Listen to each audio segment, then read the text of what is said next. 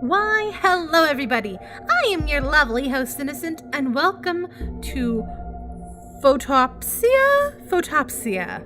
I'm going to say it's pronounced like that. If it's not, well, we all know I can't pronounce anything. I found this game while browsing itch.io, and it seemed really cool, and I really liked the art style, so, I wanted to play it. If you are interested in the game, link in the description, as usual. Also, they're having, questionnaires and things about it, so they wanted people to have a questionnaire before and after they played it. I already filled out the one before it, so hopefully that helps them. Anyway, let's just start and see what this game is about. Had the girl known what the events that would follow her I can read, I swear. Had the girl known what the events that would follow her suspension would lead to, she might have tried to never let things get this far. But deep down, she should have known that they would be nothing short of a blessing. Perhaps morality was just not something a 14-year-old teenager would care much for. Or maybe it was just the fact that she had been met with various misfortunes along those years. For her, daily life was miserable and mundane. It was a disgusting cocktail of a dull routine and coarseness from her human peers. Coarseness, whoops. And it had been a matter of time before the girl's mind became clouded by a thick, dense fog, an apathetic kind of nihilism, and that made everything feel pointless. It was something that had always been a part of her, but had significantly thickened during the past 2 years. Today, however, she had a reason to be proud of herself. The monotonous routine had been broken. She wouldn't have to return to her peers anytime soon. Though she couldn't express it properly, and there wasn't anyone to convey it to. To anyone that really knew her, it'd be apparent that she was giddy as could be. As the girl turned the key to her house and opened the front door, the familiar dim and cramped hallway greeted her. No one was home. It's not as if she had expected anyone to be, but it was still a slight blow to the girl's mood. It was quite typical for no one to be home. As usual, the girl's father would be absent, his trips being a week at a time. He was a truck driver, transporting goods through various European nations. It wasn't something to brag about, but it was enough to support both of them. In the current situation, his absence could be considered a blessing. There would be no angry yelling, or at least not face to face. The girl hated it as the aftermath was never anything pleasant. She would always end up crying in her room, while her father would be drinking, watching TV with a glazed look in his eyes.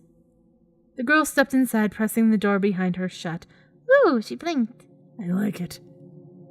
As she flipped the light switch on her right and wiped her shoes on the doormat, she murmured, "Tadaima, I'm home."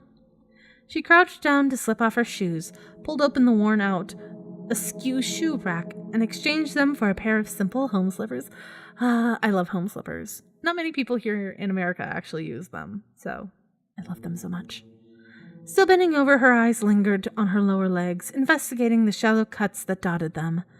Most already had proper scabs. Streaks of blood had flown down and stained her socks. It wasn't a lot of blood, but the wounds had bled more than expected. As she stared, she started biting her lip in discomfort. The usual stars had begun to dance in front of her eyes. The girl wasn't used to getting injuries that made her bleed. Hours earlier, the girl had gotten into a physical fight at school. The brawl had unsurprisingly concluded with her getting knocked out into the bushes growing in the school's courtyard, which ended up having surprisingly sharp thorns. Maybe it had been a mistake to attack the classmate that had a beefcake of a boyfriend, but on an emotional level it seemed to have been satisfying at least. Of course, the chihuahua-like girl had acted like she was a pure, innocent victim, and thus she and her older serial repeater bodyguard had gotten off scot-free. The girl lightly touched her bruised eye, and now and again it would visibly throb, gradually worsening the swelling. She sighed and carefully placed her backpack on the floor. Its material was firm despite being secondhand, so it luckily hadn't gotten scratched up during her tumble into the bushes. With a dismayed look, she blinked a few times, trying to get the stars to leave her vision. The stars danced endlessly, almost like it was taunting her. I know that's not what it says, but I messed up and I went with it.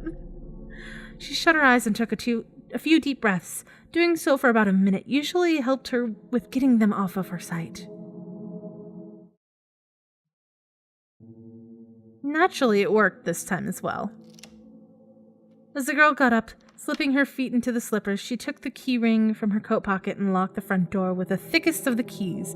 Along with the other keys, a smaller metallic four-leaf clover fell from the thing. It's right there. Yeah. The middle of it was engraved with the girl's name, Iris. Returning the key ring to its usual pocket, Iris tiredly let her coat slip from her shoulders, hanging it on one of the 4 lonely hooks to her left, at the right side of the door. Picking up her bag again, Iris switched off the entry hall's lights and advanced into the living room. The living room had 3 functions. It was a kitchen, a dining room, and, as the name implies, a living room. Though, now that her father was gone, she wouldn't be using the dining table. The dining table was more of a formality. Iris herself preferred to eat on the couch while watching television. My girl. There are 4 other rooms in the house. 2 small bedrooms, a bathroom, and a small utility closet with a washing machine, dryer, and other cleaning tools. Overall, the room was a little cramped, but the girl was at ease with that. She was used to small spaces. It was big open spaces that instilled discomfort in her. The furniture was overall pretty dull. The house had come with it, as had all the homes which the girl and her father had resided in throughout Iris's life. Pardon me. The only piece of furniture that hadn't come with the house was a small freezer, for her father always seemed worried about running out of food. It was stocked up with cheap frozen pizzas, cheap ice cream, and meat. They never took any other furniture. They never took any other furniture. Them. What? Everything always was mediocre quality and did its job adequately as it possibly could. Years ago in another town, the girl had noticed how much more comfortable her friend's house was. It had been quite a shock, especially when the friend had insisted that it wasn't that great. Sometimes the girl pondered whether she and her father would have a nice furniture if her mom had been alive. Typically, the 2 of them would have left this place years ago, but they remained. The 2 had rarely ever stayed somewhere for longer than a year, and unfortunately for Iris, the place they stayed at longer just had to be this one. Lost in thoughts, Iris absent-mindedly entered her own bedroom and dropped her bag next to her dresser. The room was impersonal, save for the things on top of her dresser and the star-themed bedsheets which she had gotten for her birthday a few years ago. There were books, small gemstones, and a glass of water atop the dresser. The books were mainly ones that Iris needed for school. However, there was a scrapbook and a library book about ghost sightings among them as well. Ooh. Nothing intrigued the girl like a good scary story. Iris tried to be skeptical about it, the described sightings, but after seeing some of the photos and reading some of the passages from the book, she couldn't help but feel somewhat paranoid whenever she remembered them. She really wanted to keep it, but the book would need to be returned next week. Generally, the girl liked pretty and unusual things, and thus over time she had collected gems, namely tiger's eye, a blue sunstone, and an amethyst. But those were her primary focus around the time she had first discovered gemstones. Afterward, she had taken a liking to iridescent gems such as labradorite, opal, and fluorite. Even if spending money on them meant she couldn't buy other things, Iris would rather spend her money on the colorful stones that on a new secondhand... What are words? She'd rather buy stones than secondhand clothing, even if it got her into trouble with her peers. On top of that, at this point in time, the hatred between her and her classmates was unfixable. Even if she somehow would begin wearing the newest of the new, it's not as if it would magically fix her social life. True that. Before she had started collecting gemstones, Iris had also been collecting pretty-looking pebbles. Whenever she saw one in someone's garden, she would take it. No one would miss them, and she found it a waste to have such a pretty stone be left unacknowledged. I feel this. I have a collection of stones in my garage. To this very day, Iris still carried the prettiest of pebbles in her backpack at all times to look at them more closely during school breaks whenever she felt down. Taking pebbles to school was a lot less risky than taking any of her gemstones with her. After all, no one would go out of their way to steal a pebble, she hoped. The girl crouched down next to her bag, took out her phone and her charger and plugged the charger into the socket next to her bed once she had connected the phone. It wasn't very low on batteries, but she preferred to keep it fully charged as it was less likely to unexpectedly shut down that way. As even with the new battery, it was still a bit unstable. The phone's design was a ripoff of one of the more popular brands. It was 4 generations old, and it was secondhand as well. To her father's anger, it had come with a crack on the screen that hadn't been in the image of the seller. This phone had been the girl's birthday present this year, and even though the quality wasn't that high of her classmates, and it wasn't good enough to play games bigger than 2 megabytes on it, it had overjoyed her to finally get a phone that she could use to surf the net and watch online videos with. I'm getting messaged. I have friends? Whoopsie. I didn't know I had friends. It was only natural for her to have a phone on her. With her father being out so much, her previous one had been a very old Nokia model. She had it since she was about 6 years old, so it was quite the upgrade. Ooh, the stars are back. Iris plopped down onto her bed of stars. As she did, she saw the dancing lights again. She sighed, but stared at them for a while. The fight had tired her. Even though it hadn't lasted longer than a few minutes, it was more than she could handle. Due to the stars that would pop up whenever she exercised or got dizzy, her father had told her that she wasn't allowed to do sports. At school, she was only allowed to participate the warm-ups during PE. Though he had arranged it to protect her, it had backfired in just another excuse for her classmates to single her out and bully her. And hold on, I need a drink. Apparently, talking is wearing me out. Iris frowned and swatted at one of the stars before closing her eyes again. It was almost as if she felt something when hitting it, but her father had told her not to focus on them too much as it could permanently damage her eyes. The girl was skeptical to believe that actually was how it worked, but did as she was told anyway, just in case.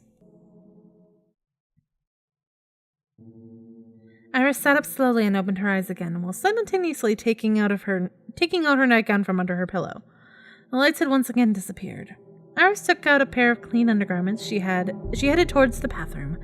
Even though the routine had been drastically disrupted, it seemed that it didn't change the girl's daily course of actions all that much.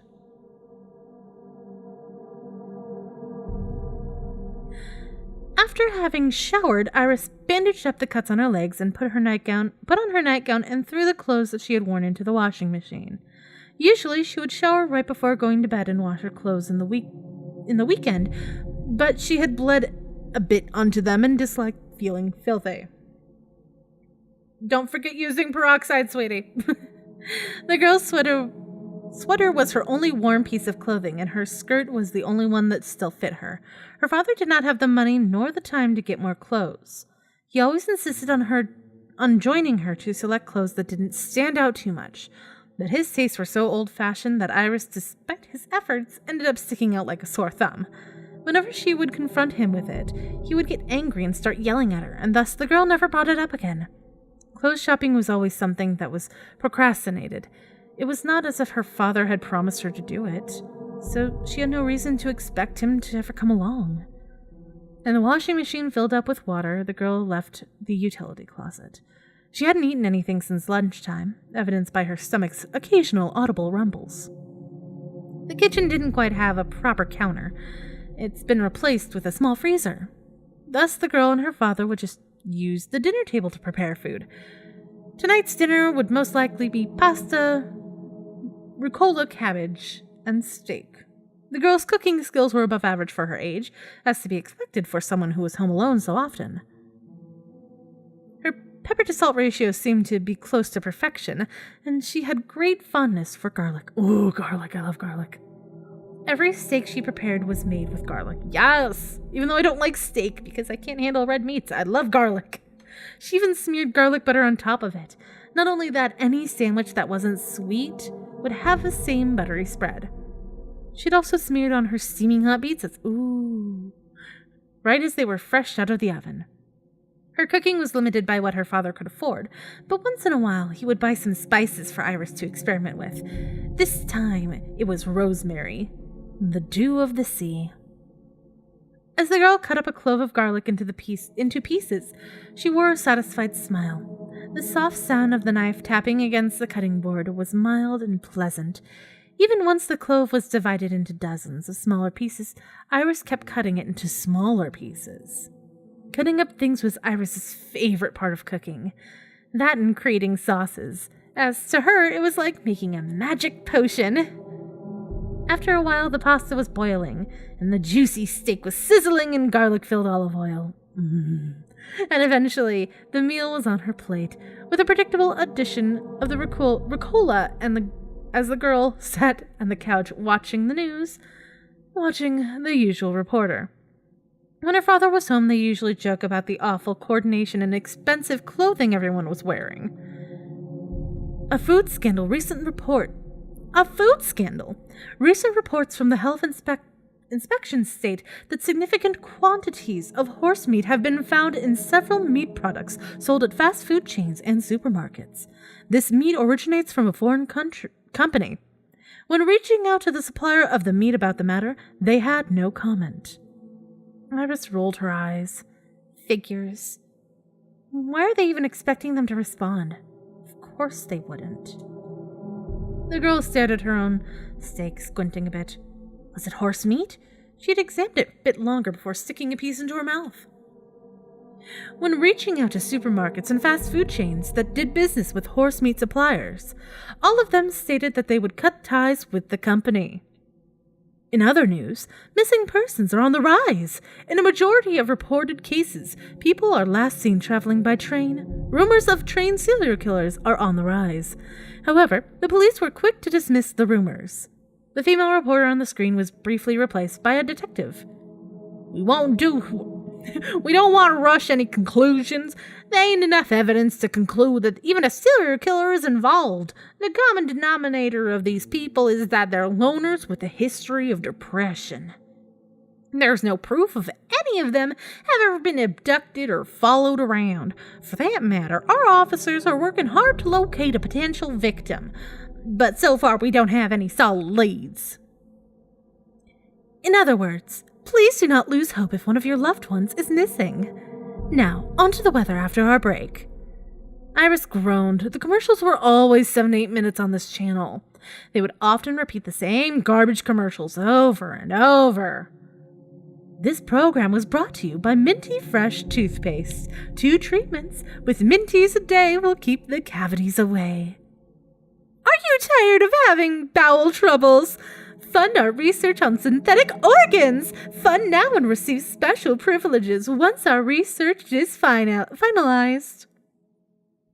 Iris zapped away. Her father didn't really care about watching commercials, but she didn't want to waste time with them. Eventually, she found a channel with cooking competition that looked interesting. She probably would not really get the means to make the same recipes herself, but that didn't diminish the joy of watching them. The contestants had to make apple pies of their preference. 2 people would be kicked out at the end of the episode. The girl eagerly stared at the creation of apple pies, from her national typical crumble pie to a lattice pie of apple galettes, and looked mouth-watering. I can talk, I swear. As the girl passively finished her food, she left the TV on in the background. Iris hastily collected everything dirty and put it into the sink. She spread out the dishcloth on the freezer and began washing the dishes.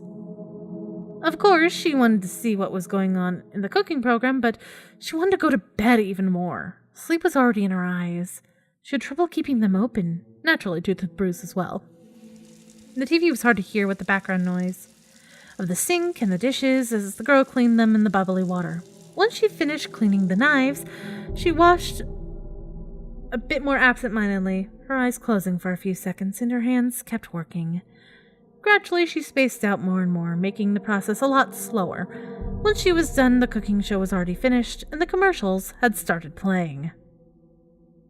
Iris sighed and carefully dried off the knives, returning them to their respective locations, and then spaced out again, as she repeatedly rubbed a dry spot on the other dishes with a towel.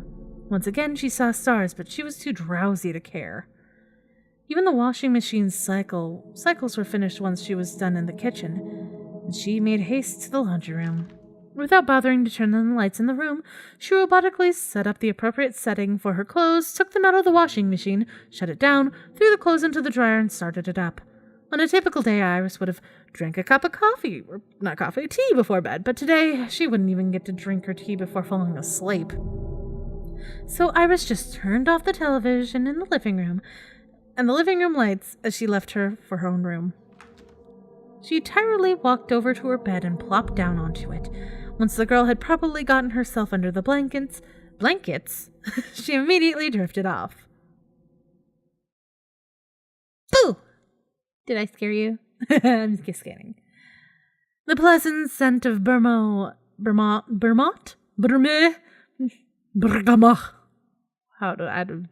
I can't pronounce anything, apparently, was the very first thing I noticed upon waking up. Ooh. Now we're in first person. Okay. I was sat at a small yet elegant table, a teapot, 2 teacups, and a refined cake stand. Without really thinking about it, I took the cup of tea into my hand. It felt light and unfamiliar, unfilled. Frowning, I looked down at it, and as I did, the cup gained weight and was filled with hot tea. It was a bit surprising, but luckily I didn't drop it. My eyes fell on the chair across from mine. It was empty, yet the teacup on the other side contained steaming hot tea. Was I waiting for someone? Was this some kind of meeting? It had to be. I fixed my posture, straightened my back. Who was I meeting? I couldn't remember, but for some reason I was sure someone would be coming around to tell me something important. But I knew that there was no way it would happen now, for this was only the first version of the demo. Still reading this, thank you very much for sticking around. A lot of things still have to be added to the parts you just read, from the extra cut-ins, music parts, blah, blah, blah. Despite that, I hope you enjoyed it. I did enjoy it. I want to play this game when it comes out fully. Please, if you need a voice actor, let me know. I would be more than happy to give you a voice, even if it's just the TV reporter or the detective. I love this. It's so adorable, and yes. Yeah, I was talking about the survey earlier. Link in the description to our itch.io page if you want to also play along with the survey. Yeah. Thank you for making this. It's awesome, and it's adorable. Yes. We never speak of that. Anyway, if you liked what you just watched, feel free to click or tap here and it will take you to the latest video on my channel. Or you can let the YouTube algorithms choose a video it thinks you'll like. Magic! And of course, you can click or tap over here to subscribe to my channel if you haven't already. Come join the cult! We're always open to new members. Anywho, I hope to see you all soon. Peace out. Bye-bye!